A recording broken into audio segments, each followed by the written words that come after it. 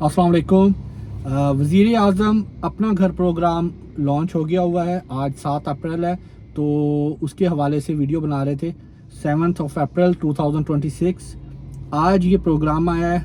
इसका टाइटल है government markup subsidy risk sharing scheme for affordable housing scheme. ठीक है, अब इसके अंदर क्या है कि आप जो है गवर्नमेंट के हवाले से होम फाइनेंस की सहूलत ले सकते हैं। ये प्रोग्राम याद रखिएगा उन लोगों के लिए है जो कि फ़र्स्ट टाइम किसी घर के मालिक बनना चाह रहे हों, और सब्सिडी प्रोग्राम इसलिए है कि ये बारायत है। ठीक है, और स्टेट बैंक ऑफ पाकिस्तान से इस पर सपोर्ट लिया। तमाम जो बैंक्स हैं वो आपको ये प्रोडक्ट ऑफ़र करेंगे।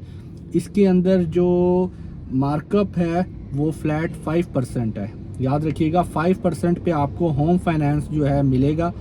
अब ये अभी अभी आया है, इसको मैंने खुद भी अभी रीड नहीं किया, तो टाइटल और जो मोटी मोटी डिटेल्स हैं वो मैं अभी डिस्कस कर लेता हूँ। मैं अभी घर जा रहा था तो ये अभी थोड़ी देर पहले आया, मैंने कहा चले आपसे शेयर कर लूँ। इसमें मोटी मोटी 14 चीज़ें हैं। पहले पे है एलिजिबिलिटी क्राइटेरिया कि कौन लोग जो हैं ये होम फाइनेंस अप्लाई कर सकते हैं।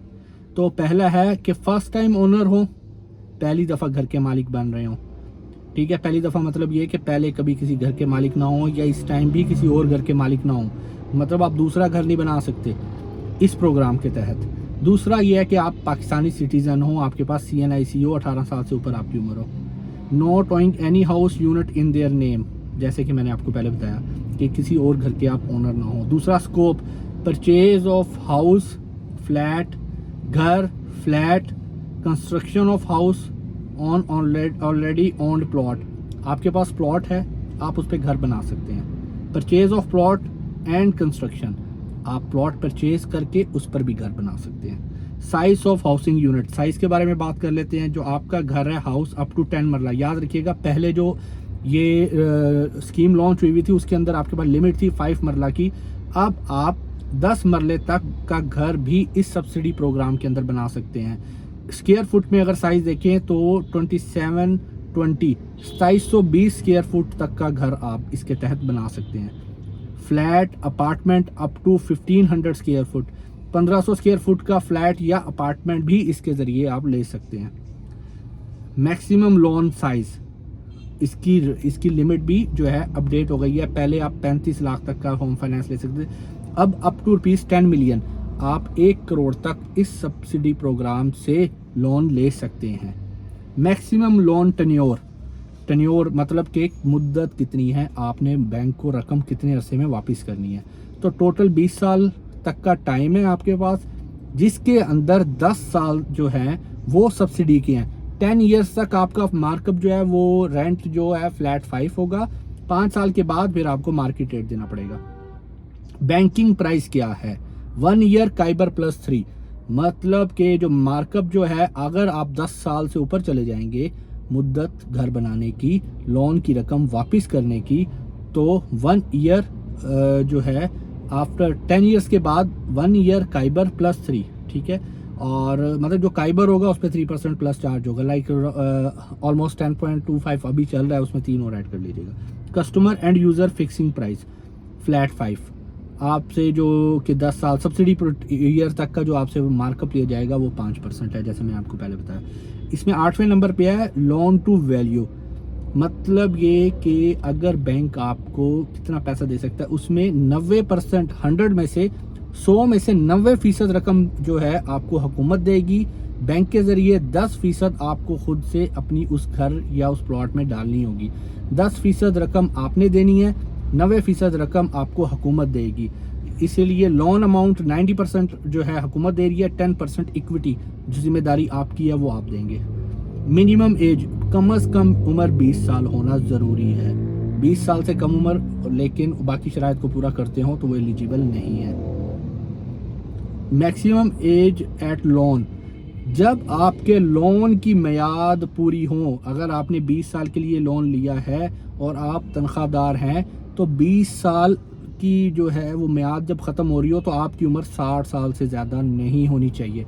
मतलब कि आज आप लोन लेते हैं, आज आपकी एज 39 है तो आप 20 साल तक के लिए लोन ले सकते हैं। अगर आपकी एज 50 है तो आप 9 साल के लिए, 10 साल के लिए लोन ले सकते हैं। सैलरीड पर्सन के लिए उम्र जो है वो 60 साल एट द लोन मेच्योरिटी होनी चाहिए, कि जब उसका लोन क्लियर हो तब उसकी उम्र 60 हो, इससे ज़्यादा ना हो। कारोबारी के लिए ये उम्र 70 साल है, ठीक है। तो ये आप देख लीजिएगा कि आज आपकी उम्र कितनी है। अगर आपकी उम्र के बाद इसमें 20 साल ऐड करें तो वो 60 साल से ऊपर चली जाएगी। तो आप याद रखिएगा, आप तनख्वाहदार हैं तो आपको फिर 20 साल के लिए लोन नहीं मिलेगा। जहां आपकी उम्र को 20 साल का कट लग जाएगा उतना लोन आपको मिल जाएगा। हाँ, आप बिजनेसमैन हैं तो फिर आपको 70 आपकी लिमिट की जो एज लिमिट है वो बढ़ जाएगी, आपको 10 साल मजीद इजाफी मिल जाएंगे। फिर उसमें आपके 20 साल का अगर क्वेश्चन बनता हुआ तो वो मिल जाएगा। अच्छा, 11वें नंबर पे है minimum monthly net take home income.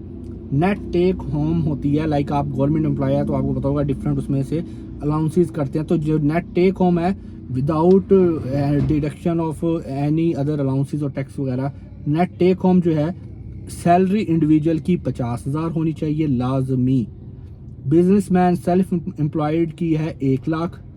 Individual receiving foreign remittance, वो लोग जिनके जो है शोहर या बहन भाई कोई बाहर से पैसे भेजते हैं तो उनकी हर महीने जो बाहर से आमदनी आ रही है वो कम से कम 1 लाख हो।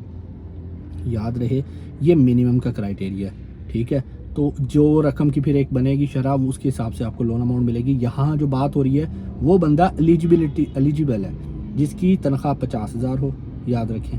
या वो कारोबारी है तो उसकी आमदनी जब लगाई जाए तहमीना तो वो 1 लाख हो। प्लस इंडिविजुअल रिसीविंग रिमिटेंस होती है जब आप बाहर से पेमेंट भेजते हैं अपने अजीज़ों को, बहन भाई को, अपनी बेगम को, अपने बच्चों को, तो वो रिमिटेंस होती है। तो उसकी अमाउंट भी हर महीने कम से कम 1 लाख होनी चाहिए। 12वें नंबर पे है length of service. Length of service मतलब आप कितने अरसे से काम कर रहे हैं। Minimum 2 year in current employment, 3 year of continuous employment with permanent status.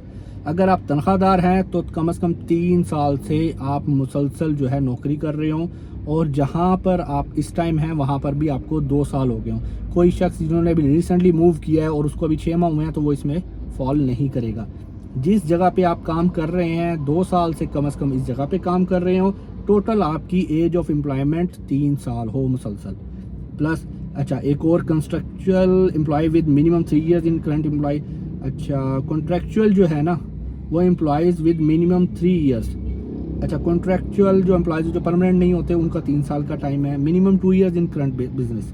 कोई कारोबार करता है तो कारोबार के हवाले से उसको 2 साल हो चुके हुए।